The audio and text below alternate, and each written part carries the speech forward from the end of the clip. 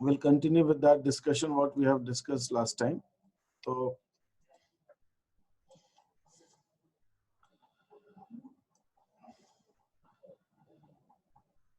Fine, हमने ये देखा था अभी तक जो हम देख चुके हैं, हम ये देख चुके हैं कि if we take example of a two sector model economy, so there is an interaction between firm and the households. ठीक है, households firm को कुछ चीजें प्रोवाइड करते हैं, that is factor services, and the firms provide करती हैं, firm देती हैं households को, पेमेंट देती हैं factor payments. So there is a factor services given by households to the firm, and firms make the factor payments to the households. So this is how the circle goes on. And with this money, households make the payment for goods to the firm, and firm supply those good services. तो इस हिसाब से ये चीजें हमारी चलती रहती है. And then we have also seen कि जो हमारा factor services का और जो goods का supply है, फैक्टर सर्विसेज का हाउसहोल्ड से फर्म को और गुड्स का फर्म से हाउसहोल्ड्स को, ये रियल फ्लो कहलाता है. And then the payment is the money flow. ये दोनों हमारा चल रहा होता है. ठीक है, real flow is the flow of goods and services दोनों सेक्टर्स के बीच में, and the money flow is the payment of money. और ये सर्कल हमेशा चलता रहता है. This we have seen, and this never, there is no starting point, there is no ending point, it never stops, and this flow keeps on going forever. फिर हमने ये discuss किया था कि एक इकोनॉमी के अंदर if you have to find out the national income, ये फ्लो कहाँ हो रहा है, हम कहाँ देखते हैं ये फ्लो, हम देखते हैं अपनी डोमेस्टिक टेरिटरी में. और ये डोमेस्टिक टेरिटरी क्या होती है, दैट वी हैव सीन कि domestic territory is the geographical boundary, and then plus and minus. Plus क्या क्या, टेरिटोरियल वाटर्स, एयर स्पेस, हमारी फॉरेन में जो एम्बेसीज है, एस्टैब्लिशमेंट्स है, माइनस फॉरेन कंट्रीज की जो एम्बेसी एस्टैब्लिशमेंट्स है, उसमें से माइनस कर देते हैं. So that is what we have the domestic territory. Then after the domestic territory, हमने इसके अंदर ये देखा था कि जो domestic territory है, domestic territory में सभी तरह के लोग रहते हैं. सभी तरह के लोग मतलब they could be resident as well as they could be non-resident. वो दोनों तरह के लोग रहते हैं हमारी domestic territory में. ठीक है, रेसिडेंट नॉन रेसिडेंट से क्या मतलब है, रेसिडेंट से वो मतलब है कि जो हमारी कंट्री के ही हैं, वहीं पे उनकी इकोनॉमिक एक्टिविटीज होती हैं. दूसरे लोग जो कभी कभार आते हैं, they are not the economic residents of our country, but then they do visit our countries. वो आते रहते हैं. तो जब हम डोमेस्टिक एक्टिविटी देख रहे हैं, हम जब डोमेस्टिक टेरिटरी में एक्टिविटीज देख रहे हैं, तो इसमें रेसिडेंट्स भी हैं, नॉन रेसिडेंट्स भी. This is what we have seen. तो जो पीपल हमारी इकोनॉमिक टेरिटरी में है, they could be residents as well as non residents. This we had seen. तो अब हमने क्या फिर समअप किया था, हमने ये देखा था कि जो इकोनॉमिक टेरिटरी की इनकम है, सॉरी डोमेस्टिक टेरिटरी और इकोनॉमिक टेरिटरी की जो इनकम है, वो इनकम है हमारी इकोनॉमिक टेरिटरी के अंदर, हमारी कंट्री की जो डोमेस्टिक टेरिटरी, इकोनॉमिक टेरिटरी के अंदर जो भी लोग रह रहे हैं, ठीक है, जो भी लोग रह रहे हैं, उनकी जो प्रोडक्शन एक्टिविटी कंडक्ट कर रहे हैं, वो सारी हमारी डोमेस्टिक इनकम कहलाती है. That is the domestic income with in our economic territory. इसका मतलब जो डोमेस्टिक इनकम है, उसके अंदर हमारी टेरिटरी में रहने वाले चाहे नॉर्मल रेसिडेंट्स हो चाहे नॉन रेसिडेंट्स हो, सबकी इनकम आ जाती है. इसका मतलब हम ये भी कह सकते हैं कि हमारी जो डोमेस्टिक इनकम है, domestic income is the income of both residents as well as non residents. तो डोमेस्टिक इनकम जो है, दोनों की इनकम है, चाहे वो रेसिडेंट्स हो चाहे नॉन रेसिडेंट्स हो. This is what we have seen. यहाँ तक किसी को कोई चीज पूछनी हो तो आप पूछ सकते हैं. ये डोमेस्टिक इनकम.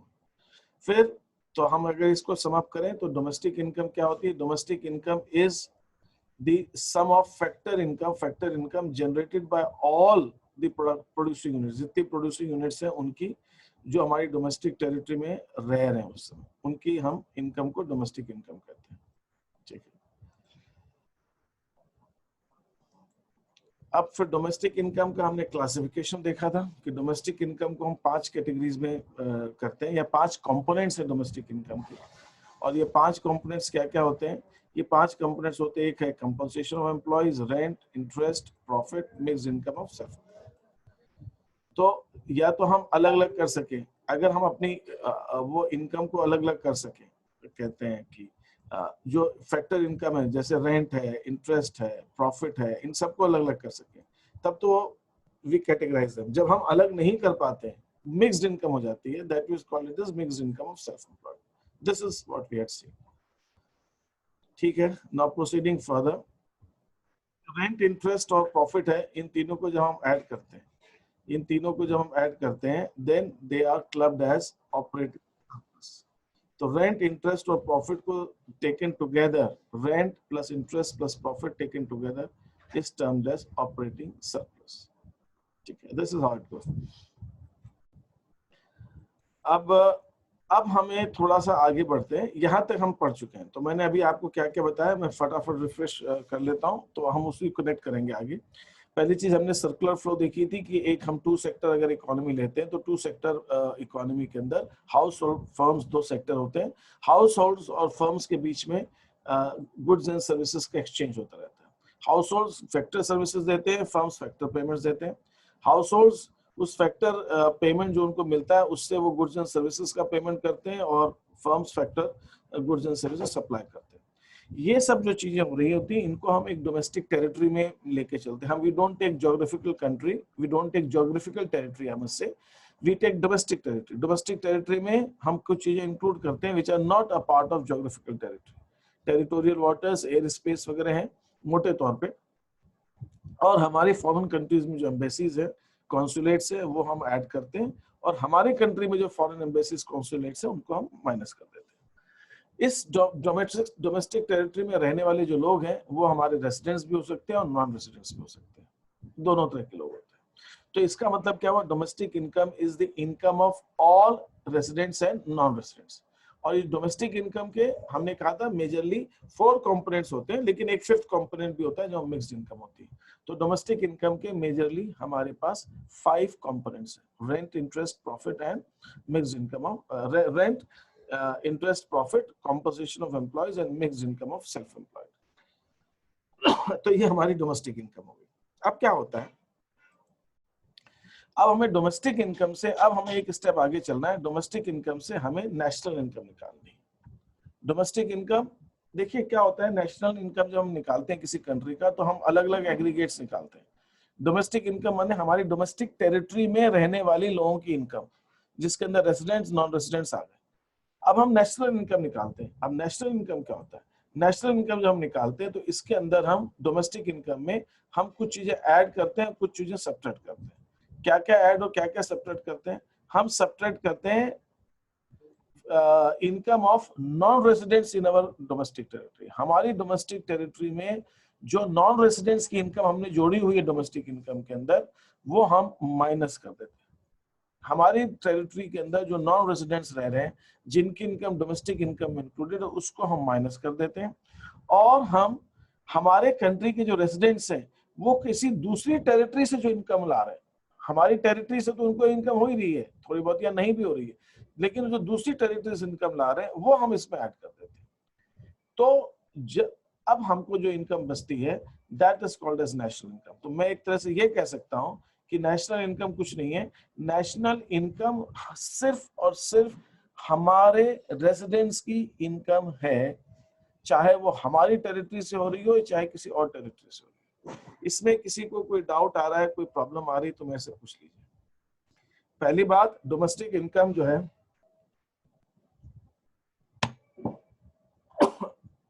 डोमेस्टिक इनकम जो है हमारी डोमेस्टिक टेरिटरी में रेसिडेंट्स नॉन रेसिडेंट्स दोनों की इनकम है. इसमें से हमारी टेरिटरी से नॉन रेसिडेंट्स की इनकम को माइनस कर दें अगर, और हमारे रेसिडेंट्स की इनकम किसी दूसरी टेरिटरी से हो रही है उसको हम ऐड कर दें, तो हमको नेशनल इनकम मिल जाती है. इसका मतलब क्या हुआ, नेशनल इनकम के अंदर सिर्फ और सिर्फ हमारे रेसिडेंट्स की इनकम है, चाहे वो हमारी टेरिटरी से हो रही हो चाहे किसी दूसरी टेरिटरी से हो रही हो. ठीक है, एनी क्वेश्चंस इन दिस? किसी को दिमाग में कोई क्वेश्चन हो तो पूछिए.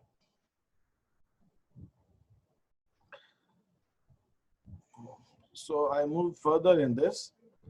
तो अब ये जो हमारी इनकम होती है, डोमेस्टिक इनकम होती है, या ठीक है नेशनल इनकम भी मैं कह सकता हूँ, उसके ये कंपोनेंट्स, इसके अंदर क्या क्या आ गया, कॉम्पोजिशन ऑफ एम्प्लॉयज आ गया, इसके अंदर ऑपरेटिंग सरप्लस आ गया, इसके अंदर mixed income of self employed आ गया. ऑपरेटिंग सरप्लस भी 3 तरह की, ऑपरेटिंग सरप्लस के अंदर भी 3 चीजें होती हैं. ठीक है, ऑपरेटिंग सरप्लस में रेंट आता है, इंटरेस्ट आता है और ये प्रॉफिट आता है। तो these are the three things in the operating surplus.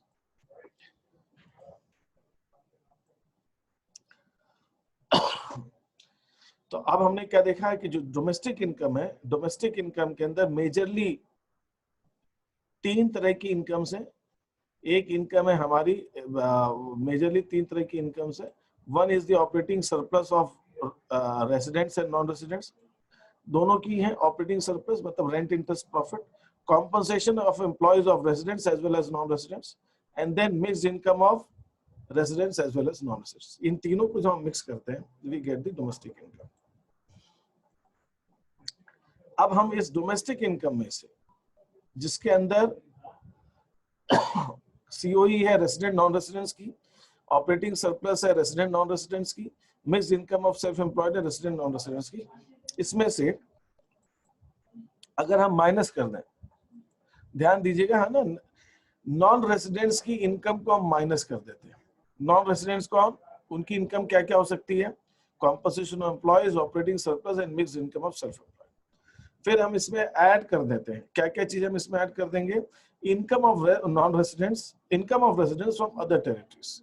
तो जब डोमेस्टिक इनकम में हम नॉन रेसिडेंट्स की इनकम को माइनस कर दें, वो इनकम सभी तरह की होगी, सीओई भी होगी, ऑपरेटिंग सरप्लस भी होगी, मिक्स्ड इनकम भी होगी, और जो हमारे रेसिडेंट्स हैं उनकी दूसरी टेरिटरी से जो इनकम है वो हम ऐड कर देंगे, तो हमको जो मिलता है that is the national income. ठीक है, तो मैं इस फॉर्मूले को ऐसे लिख सकता हूं। अब हम क्या करते हैं, ये जो इनकम जो नॉन रेसिडेंट्स की है, जो हमारी टेरिटरी से वो जो नॉन रेसिडेंट्स इनकम अर्न कर रहे हैं, चाहे वो सीओई हो, चाहे ऑपरेटिंग सरप्लस हो, उसको हम कहते हैं फैक्टर इनकम टू अब्रॉड। और इसी ढंग से जो हमने प्लस किया है इनकम फ्रॉम अदर टेरिटरीज, वो जो हमारे रेसिडेंट्स दूसरी टेरिटरी से इनकम लेकर आ रहे हैं, उसको हम कहते हैं फैक्टर इनकम फ्रॉम अब्रॉड। तो मैं एक तरह से ये कह सकता हूं, हमारा फॉर्मूला ये हो गया, मैं ये कह सकता हूं कि domestic income minus factor income to abroad plus factor income from abroad. तो ये हो गया हमारा। इसका मतलब हमने डोमेस्टिक इनकम में से हमारे नॉन रेसिडेंट्स की इनकम माइनस कर दी, और रेसिडेंट्स की दूसरी टेरिटरी की इनकम को अगर हमने जोड़ दिया, then what we get is the national income. तो हमको नेशनल इनकम मिलती है। ठीक है, नाउ अब हम इसको एक बार रिव्यू कर लें, नेशनल इनकम क्या हुई। National income is basically income of residents only, सिर्फ रेसिडेंट्स की इनकम है फ्रॉम अवर डोमेस्टिक टेरिटरी। इसको निकालने की स्टेजेस मैंने बताई हैं। पहले हम डोमेस्टिक इनकम निकालते हैं, रेसिडेंट नॉन रेसिडेंट्स दोनों की, और वो भी सिर्फ हमारी डोमेस्टिक टेरिटरी से। उसमें से नॉन रेसिडेंट्स की इनकम को हम माइनस कर देते हैं, और रेसिडेंट्स की दूसरी टेरिटरी से जो इनकम है वो ऐड कर देते हैं, तो हमको नेशनल इनकम मिल जाती है। तो व्हाट वी से, डोमेस्टिक इनकम से जब नेशनल इनकम पे जाना है, तो डोमेस्टिक इनकम के अंदर factor income to abroad, factor income to abroad वो हम माइनस कर देंगे, फैक्टर इनकम फ्रॉम अब्रॉड वो हम प्लस कर देंगे, तो will get the national income. ठीक है, अब हम इसी फॉर्मूले को थोड़ा सा समझते हैं। ठीक है, नाउ व्हाट इज दी, हमारी डोमेस्टिक इनकम 56,100 है, फैक्टर इनकम टू अब्रॉड 12,400 है, और फैक्टर इनकम फ्रॉम अब्रॉड 17,800 है। तो हमारी नेशनल इनकम क्या होगी, what will be our national income? Who is going to answer me? बोलिए फटाफट, क्या लग रहा है, what should be the national income? 61,900। 50, यार ये को क्या होगा, हाँ अब चला थोड़ा 56, मेरे को इसके अंदर 56,500 में मैं धीरे धीरे लिख पाऊंगा। ओके, 56,500 में मैं 17,800 ऐड कर दूंगा। तो मैंने क्या चीज ऐड की, हमारे रेसिडेंट्स की इनकम दूसरी टेरिटरी से, फिर हमारी टेरिटरी के अंदर जो नॉन रेसिडेंट्स ने कमाया उसको मैं माइनस कर दूंगा। ठीक है, तो आई ये हमारा हो जाएगा 61,900। This is our national income. तो हम डोमेस्टिक इनकम से नेशनल इनकम ऐसे निकालते हैं, डोमेस्टिक इनकम से नेशनल इनकम हम ऐसे निकालते हैं। बहुत डार्क हो गया ना पेन, ठीक है, इसको मैं देखता हूँ क्या हो सकता है। ये इतना काफी है, ठीक है। नाउ मूविंग फर्दर, अब यहाँ पे एक चीज आपको और समझनी है। दूसरी चीज जो आपको यहाँ पे समझनी है वो ये कि हाँ, डोमेस्टिक इनकम और में हमने क्या किया था, factor income from abroad add किए और factor income to abroad less किए। तो यहाँ पे जो फैक्टर इनकम टू अब्रॉड और फैक्टर इनकम फ्रॉम अब्रॉड है, इसको हम एक चीज और कहते हैं, इसको हम अलग से भी कैलकुलेट करते हैं। मैं अगर सिर्फ फैक्टर इनकम फ्रॉम अब्रॉड में से फैक्टर इनकम टू अब्रॉड घटा दूं, तो जो हमें मिलता है, what we get, we call that as net factor income from abroad. उसको हम कहते हैं net factor income from abroad. तो मैंने कोई क्या किया, फैक्टर इनकम फ्रॉम अब्रॉड में से फैक्टर इनकम टू अब्रॉड अगर मैं माइनस कर दूं, तो उसको मैं बोलता हूं net factor income from abroad. तो इसका मतलब क्या हुआ, इसका मतलब ये हुआ कि मैं जब नेशनल इनकम जब निकालनी है डोमेस्टिक इनकम से, तो मैं ऐसे भी कर सकता हूँ। जैसे मैंने अभी क्या किया, domestic income plus factor income from abroad minus factor income to abroad add किया, तो ये हमारा आ गया नेशनल इनकम। ठीक है, ये नेशनल इनकम आ गया। दूसरा तरीका इसका ये भी हो सकता है,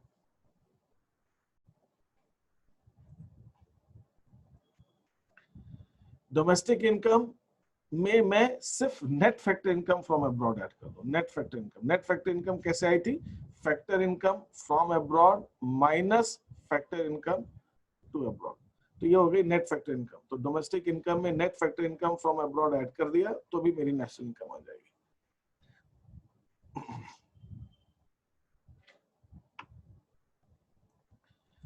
अब हमने अभी क्या देखा, factor income from abroad minus factor income to abroad is equal to net factor income from abroad, है ना।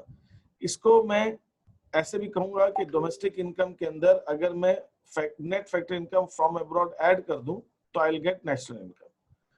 तो अब हम मेरे पास दो फॉर्मूले हो गए, मेरे पास नेशनल इनकम निकालने के दो फॉर्मूले। मैं डोमेस्टिक इनकम के अंदर factor income from abroad add करूं, factor income to abroad minus करूं, नेशनल इनकम आ जाएगी।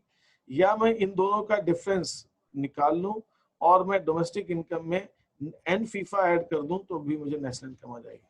तो ये क्वेश्चन जैसा दिया है, जैसी इंफॉर्मेशन उसके हिसाब से आप निकाल सकते हो। यहाँ पे एक छोटा सा पॉइंट और है जो आपको देखना है, वो ये है कि मैंने जैसे फीफा में से फीटा घटाया है, तो एन फीफा है, मतलब फैक्टर इनकम फ्रॉम में से टू घटाया। यहाँ ध्यान देने वाली बात क्या है, फ्रॉम अब्रॉड में से मैंने टू अब्रॉड घटाया है, तो मुझे नेट फ्रॉम आ गया, नेट फैक्टर फ्रॉम आ गया। फ्रॉम में से टू घटाया तो नेट फ्रॉम आया, ठीक है। इसी ढंग से अगर मैं टू में से भी फ्रॉम घटा सकता हूं, तो मैं उसी ढंग से टू में से जब मैं फ्रॉम घटा रहा हूं, तो मेरे पास जो नेट आएगा उसको मैं नेट टू बोलूंगा, net factor income to abroad.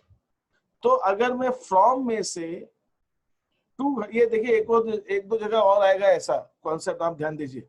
Net factor income from abroad में से net factor income to abroad घटाऊंगा, तो नेट फैक्टर फ्रॉम आ जाएगा। और अगर फैक्टर इनकम टू अब्रॉड में से फ्रॉम घटाऊं, तो उसको मैं बोलूंगा नेट फैक्टर टू अब्रॉड, उसको बोलूंगा, तो उसको एन फीटा बोलूंगा, उसको एन फीफा बोलूंगा।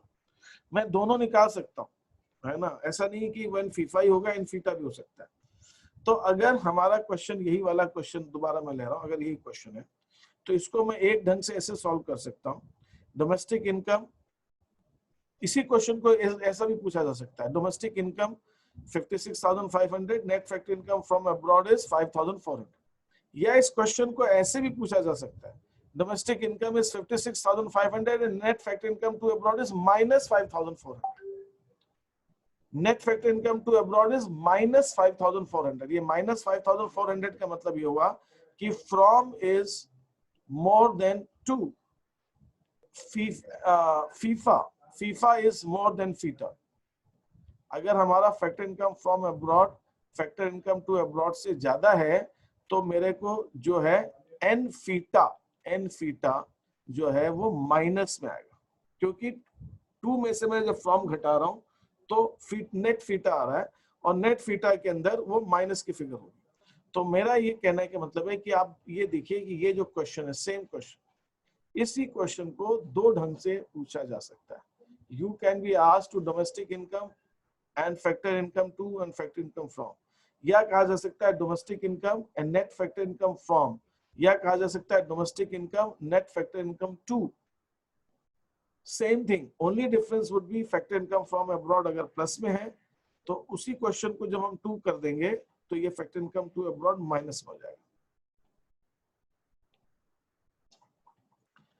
तो अब हम इसको कैसे सॉल्व कर रहे हैं? डोमेस्टिक इनकम हमारी जो है, this is the domestic income 56,500 plus factor income from to abroad minus किया, फ्रॉम अब्रॉड प्लस किया, और ये नेट आ गया.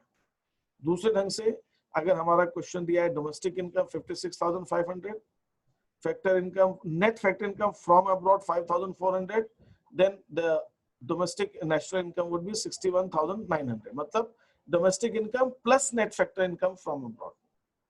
दूसरा, अगर ये क्वेश्चन है domestic income 56,500 and net factor income to abroad is 5,400, तो मैं उसको कैसे लिखूंगा?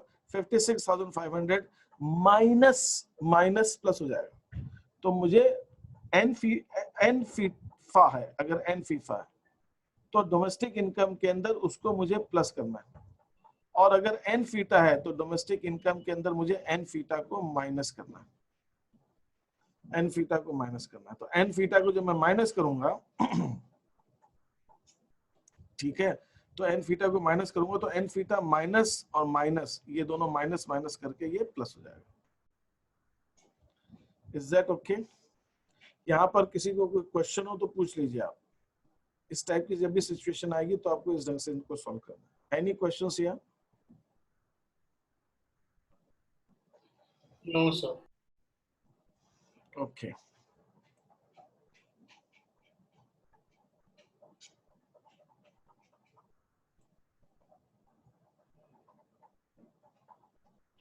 सर आप ही प्रेजेंटेशन भेज दोगे ग्रुप ना?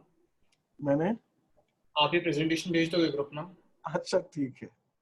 हाँ, तुमने पहले भी कहा है, मैं इसको ठीक, इसको ठीक है, I will share something. Yes sir, ये और पिछले ही दोनों.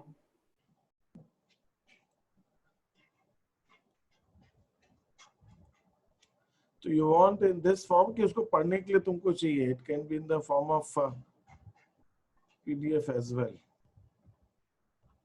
हाँ सर, पढ़ने और रेफरेंस के लिए चाहिए. अच्छा ठीक है, फिर मैं पीडीएफ फॉर्मेट में भेज दूंगा उसको, अच्छा रहेगा.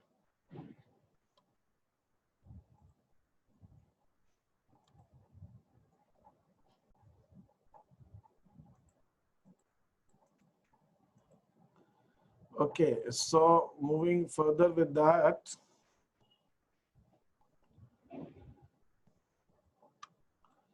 ये मैंने आपके साथ डिस्कस किया डोमेस्टिक इनकम. इस शीट को आपको कंप्लीट करना है. ये डोमेस्टिक इनकम है.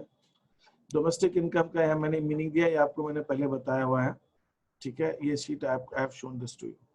डोमेस्टिक इनकम को हम जब आगे देखेंगे तो डोमेस्टिक इनकम के तीन कंपोनेंट्स हैं major, COE, operating surplus and mixed income of self employed. And mixed income of operating surplus के भी फर्दर तीन कंपोनेंट्स हैं, रेंट, इंटरेस्ट एंड प्रॉफिट्स. तो मैं एक तरह से ये कह सकता हूँ कि domestic income is equal to composition of employees, rent, interest, profit and mixed income of self employed.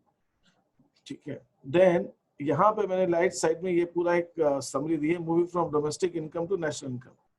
तो जो हमारी डोमेस्टिक इनकम है ऑफ द टेरिटरी, हमारी टेरिटरी की जो डोमेस्टिक इनकम है, इस डोमेस्टिक इनकम में से determine composition of employees, operating surplus and mixed income of self employed of all residents and non residents of domestic territory. Domestic territory निकाली, फिर उसके अंदर हमने सबकी रेजिडेंट, नॉन रेजिडेंट्स की, ये चारों तरह की इनकम निकाली. तो व्हाट यू गेट, जो हमको मिलता है, we get domestic income. Domestic income मिल गई. फिर डोमेस्टिक इनकम में से हमने compensation of employees, operating surplus and mixed income of self employed, non residents की माइनस कर दी, और ये जो नॉन रेजिडेंट्स की है इसको हम बोलते हैं फीटा. तो डोमेस्टिक इनकम में से मैंने फीटा को माइनस कर दिया. ठीक है, देन आफ्टर दिस हम इसके अंदर ऐड करते हैं compensation of employees, operating surplus and mixed income of residents from other territories. दूसरी टेरिटरी से जो है उसको हम ऐड करते हैं, जिसको हम कहते हैं फीफा. तो we get domestic income plus FIFA minus FITA, we get the national income. अब ये कॉम्पनसेशन ऑफ एम्प्लॉयज क्या होता है? कॉम्पनसेशन ऑफ एम्प्लॉयज का मतलब होता है सारे monetary and non monetary benefits, all monetary and non monetary benefits which an employees receive directly or indirectly from their employers. अपने एम्प्लॉयर से जो भी उनको बेनिफिट मिल रहा है, चाहे उसको हम मनी के फॉर्म में मिल रहा है या काइंड में मिल रहा है। काइंड में मिल रहा है मतलब वेजेस एंड सैलरीज जो कैश मिल रही है। कॉम्पनसेशन इन काइंड मतलब रेंट फ्री एकोमोडेशन मिल रहा है, फ्री कन्वेंस मिल रहा है, फ्री लंच मिल रहा है, ये भी एम्प्लॉयर का खर्चा हो रहा है एम्प्लॉय पे, ये भी हम कॉम्पनसेशन एम्प्लॉयज में ऐड करते हैं। फिर एम्प्लॉयर ने गवर्नमेंट को कुछ आप एम्प्लॉय की इंश्योरेंस के लिए या प्रोविडेंट फंड के लिए या पेंशन के लिए कोई भी पैसा एम्प्लॉयर ने कंट्रीब्यूट किया है एम्प्लॉय की सिक्योरिटी के लिए, तो वो सैलरी के अलावा कंट्रीब्यूट किया, तो वो भी हम ऐड करते हैं। तो कहने का मतलब ये है कि जो भी एम्प्लॉय को बेनिफिट मिल रहा है एम्प्लॉयर से, चाहे कैश में या काइंड में, वो सारा हम इसके अंदर ऐड करते हैं, that we call as compensation of employees. Next is operating surplus. Operating surplus is जो इनकम अर्न की हमारी प्रॉपर्टी पे, जो एंटरप्रेन्योरशिप से प्रॉफिट अर्न किया गया है, चाहे वो रेसिडेंट्स का हो चाहे नॉन रेसिडेंट्स का हो, डोमेस्टिक टेरिटरी से, उसको हम कहते हैं ऑपरेटिंग सरप्लस। तो rent and royalty, interest and profit, ये हमारा जो इनकम है दैट इज फ्रॉम प्रॉपर्टी और एंटरप्रेन्योरशिप, प्रॉपर्टी और एंटरप्रेन्योरशिप से मिला है, तो ये सब चीजें हम ऑपरेटिंग सरप्लस में लेते हैं। Then mixed income of self employed. Mixed income of self employed मतलब जो लोग अपना ही काम करते हैं, जैसे income of own account workers, खुद का काम करते हैं, जैसे फार्मर्स है, डॉक्टर्स है, प्रोफेशनल्स है, या अनइनकॉर्पोरेटेड एंटरप्राइजेस, स्मॉल शॉपकीपर्स है, उनकी इनकम को हम मिक्स्ड इनकम कहते हैं। ये कौन लोग होते हैं? ये प्रॉपर बुक्स ऑफ अकाउंट्स एकदम से नहीं रखते हैं, या फिर ये इनके खुद के रिसोर्सेज होते हैं, इनकी खुद की लैंड है, उनकी खुद की लेबर है, इनके खुद का पैसा है, तो उस केस के अंदर हम compensation of employees, rent, interest, इन सबको अलग अलग नहीं कर पाते। तो जब हम इन सबको अलग अलग नहीं कर पाते हैं, सीओई है, रेंट है, इंटरेस्ट है, इन सबको जब हम अलग अलग नहीं कर पाते हैं, तो we just call that as mixed income of self employed. तो domestic income is equal to compensation of employees plus operating surplus plus mixed income of self employed. अब हम नेशनल इनकम की बात कर रहे हैं। नेशनल इनकम का जो कॉन्सेप्ट है is based on residents and includes their contribution to production units within and outside the economic territory. इसका मतलब नेशनल इनकम में क्या होता है? नेशनल इनकम में सिर्फ हमारे रेजिडेंट्स की इनकम है, चाहे वो हमारी टेरिटरी में हो चाहे आउटसाइड टेरिटरी में हो। National income is the sum of the factor income generated by all residents, all resident product producing units located within the domestic territory or outside the domestic territory. It is defined as the money value of all goods and services produced within the domestic territory of a country in an accounting year plus net factor income from abroad. मतलब इसका मतलब ये हो गया कि ये हम इसको दूसरे ढंग से भी डिफाइन कर सकते हैं नेशनल इनकम को। मैं क्या कह सकता हूँ कि नेशनल इनकम जो है हमारी डोमेस्टिक टेरिटरी में जो भी प्रोडक्शन हुआ है, ये कौन सा हुआ है, इसको हम कहते हैं डोमेस्टिक इनकम।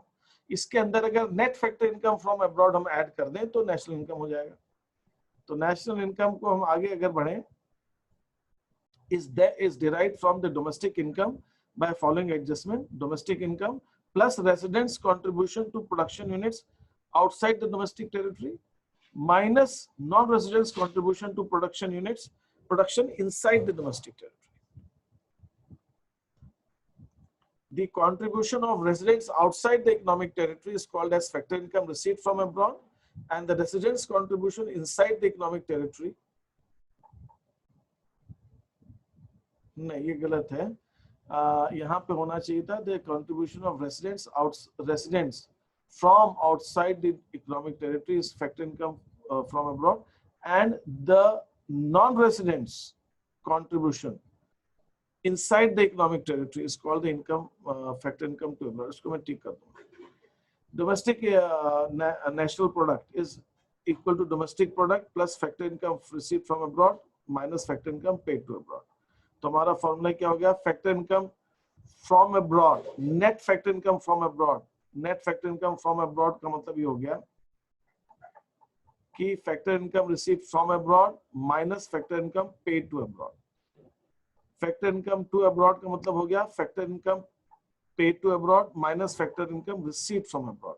तो ये आपको ध्यान रखना है कि टू और फ्रॉम का कंफ्यूजन एग्जाम में बड़े क्वेश्चन जब आते हैं तो बच्चों से अक्सर हो जाता है। वो फ्रॉम को ऐड करना होता है, टू को माइनस करना होता है, तो फ्रॉम टू दोनों ध्यान देने वाली चीज। फ्रॉम अब्रॉड है मतलब from minus to, and to abroad है to minus from. From at domestic income plus N FIFA net factor income from abroad is equal to national income, and then domestic income minus N FITA is equal to national income. तो ये चीज है।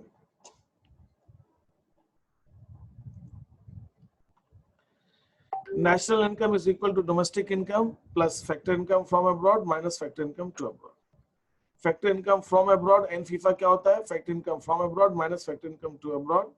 Factor income ये भी गलती है, यहाँ पे भी 2 होना चाहिए। Factor income to abroad is factor income to abroad minus this. तो national income is net plus and FIFA, domestic income minus and FIFA. ठीक है? Okay. Factor income from abroad क्या? अब what is factor income from abroad? इसको किसको कहते हैं? Net factor income. Net factor income from abroad is the difference between income received from abroad by normal residents in a country for rendering factor services and income paid for the factor services rendered by non residents with in the domestic territory. तो ये difference है हमारे residents की जो foreign से income हो रही है और जो नॉन रेजिडेंट्स की हमारी टेरिटरी से इनकम हो रही है, उन दोनों के बीच का difference. In other words, the difference between factor income earn from abroad by normal residents of a country and the factor income earned bye non residents from that country. तो इसके 3 मेन कंपोनेंट्स हैं। हम इसको जो 3 main components बताते हैं, एक होता है नेट कॉम्पनसेशन ऑफ एम्प्लॉइज। तो नेट कॉम्पनसेशन ऑफ एम्प्लॉइज का मतलब क्या हो गया कि ये हमारे रेजिडेंट्स की इनकम है अब्रॉड से, इसमें से हमने माइनस की नॉन रेजिडेंट्स की इनकम डोमेस्टिक टेरिटरी से। ठीक है? तो non net composition of employees is the difference between composition of employees received by resident workers that are living temporarily abroad and are employed abroad, and similar payments made to non-resident workers that are temporarily staying or employed within the domestic territory. तो हमारी territory में जो non residents है उनको हम minus कर देंगे composition, जिनको सैलरी मिल रही है। इसी ढंग से हम नेट इनकम फ्रॉम प्रॉपर्टी और एंटरप्रेन्योरशिप निकालते हैं। Net income from property and entrepreneurship क्या है? Net income from property and entrepreneurship is equal to the difference between the income received by way of interest, rent, profit by the residents of a country. हमारे country के residents की जो income हो रही है उसमें से दूसरी टेरिटरी से, and similar payments made to the rest of the world, और ऐसा ही पेमेंट जो हमने बाहर के दूसरे नॉन रेजिडेंट्स को दिया है वो हम उसमें से माइनस कर देते हैं। और नेक्स्ट इज इसका जो थर्ड कंपोनेंट है net factor income, that is retained earnings. अब रिटेन्ड अर्निंग्स क्या होता है? रिटेन्ड अर्निंग्स क्या होता है? जो देखिए जो कंपनीज प्रॉफिट अर्न करती हैं वो सारा प्रॉफिट डिस्ट्रीब्यूट नहीं करती। जैसे मान लीजिए कोई इंडिया है, इंडिया का कोई रेसिडेंट है, उसका कोई बिजनेस बाहर है, वो वहां जो प्रॉफिट अर्न कर रहे हैं वो सारा प्रॉफिट इंडिया में लाएगा नहीं, ऐसा जरूरी नहीं है। वो कुछ प्रॉफिट अपना वहीं पे छोड़ सकता है। इसी ढंग से कोई फॉरेन की कंपनी, उसका इंडिया में बिजनेस है, तो यहाँ से जो उनको प्रॉफिट हो रहा है वो सारा प्रॉफिट यहाँ से बाहर ले जाएंगे, जरूरी नहीं है, कुछ प्रॉफिट वो यहीं पे छोड़ सकते हैं। तो जो प्रॉफिट आप कंपनी में ही लगा रहना देते हो, दैट इज रिटेन्ड अर्निंग्स। तो अर्न तो हमारे रेसिडेंट्स ने किया है, कहाँ पे? अब्रॉड, लेकिन वो पैसा आया नहीं है, वो वही है। तो उसमें से जो फॉरेनर्स ने हमारे कंट्री से अर्न किया, नॉन रेसिडेंट्स ने, वो हमारे यहाँ लगा हुआ है, उन्होंने ले नहीं गए, उन दोनों का जो डिफरेंस है, that is the net retained earnings. Net retained earnings of resident companies is the difference between the retained earnings or undistributed profits of the resident companies located abroad. हमारे residents की company जो बाहर हैं उनका, और retained earnings of non residents जो हमारी territory में है, उन दोनों का जो डिफरेंस है, that is net retained earnings. Retained earnings of resident companies abroad minus retained earnings of foreign companies located within the country. तो एन फीफा क्या हो गया? N FIFA is basically net composition employees from abroad plus net income from property entrepreneurship from abroad plus net retained earnings from abroad. इन तीनों को हम add, तो N FIFA मैं दो ढंग से निकाल सकता हूँ, वो आपको मैं एक बार बता दूं। एन फीफा निकालने का एक फॉर्मूला तो ये है, और दूसरा फॉर्मूला जो मैंने अभी आपको थोड़ी देर पहले बताया, N FIFA is equal to FIFA minus FITA. तो मैं दोनों ढंग से एन फीफा निकाला जा सकता है। यहाँ पे मैंने तीनों इनकम को ऐड किया हुआ है, फिर मैंने तीनों इनकम नॉन रेसिडेंट्स की माइनस की। यहाँ पे तीनों इनकम अलग अलग निकाली है और फिर ऐड की। तो that is how that's happens. अब हम इसका इम्प्लीकेशन समझ लें। इम्प्लीकेशंस क्या होता है फ्रॉम अब्रॉड टू अब्रॉड का? इम्प्लीकेशन ये है कि relation between national product and domestic product depends on an FIFA. Normally in practical estimates domestic product is estimated first. पहले हम डोमेस्टिक इनकम पहले निकालते हैं, फिर हम नेशनल इनकम निकालते हैं। तो अगर हमारा और उसके अंदर हम जो चेंजेस आते हैं वो कैसे आ सकते हैं? मान लीजिए फैक्टर इनकम फ्रॉम अब्रॉड जो है वो ज्यादा है फैक्टर इनकम टू अब्रॉड से, तो एन फीफा जो है वो हमारा पॉजिटिव में आएगा, प्लस में आएगा। जहां एन फीफा प्लस में आएगा तो नेशनल इनकम डोमेस्टिक इनकम से ज्यादा होगी। हमने क्या किया, डोमेस्टिक इनकम में मैंने एन फीफा ऐड किया, और एन फीफा प्लस में कब होगा? जब from abroad is more than to abroad, तो जो मेरा नेशनल इनकम है वो डोमेस्टिक इनकम से ज्यादा होगा। अगर मेरा फैक्टर इनकम फ्रॉम अब्रॉड कम है, फैक्टर इनकम टू अब्रॉड ज्यादा है, तो एन फीफा मेरा माइनस में होगा, और माइनस में होगा मतलब नेशनल इनकम जो है डोमेस्टिक इनकम से कम होगी। और अगर दोनों बराबर हैं तो एन फीफा 0 होगा, नेशनल इनकम डोमेस्टिक इनकम दोनों बराबर होंगे। That is what that is.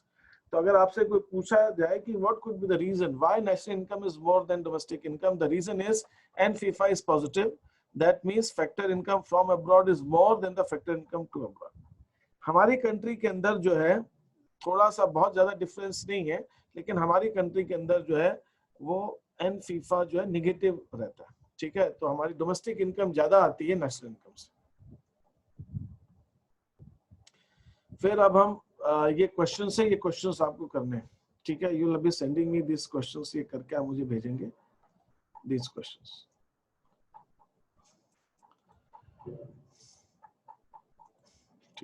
अब मैं इसमें एक थोड़ा सा कभी कभी कंफ्यूजन आता है, सर ये एन फीफा और नेट एक्सपोर्ट्स में क्या डिफरेंस है? तो एन फीफा फैक्टर इनकम है, एक्सपोर्ट्स जो है वो गुड्स का होता है, गुड्स एंड सर्विसेज का। तो इन दोनों में जो डिफरेंस है वो डिफरेंस आप थोड़ा सा देख लीजिए, क्योंकि ये एक कंफ्यूजन उठता है इस चीज का। इन इट रेफर्स टू, जब हम एन फीफा की बात करते हैं तो N FIFA is what? N FIFA refers to the difference between factor income earned by normal residents from rest of the world and factor income earned by non-residents. So उन दोनों का difference है।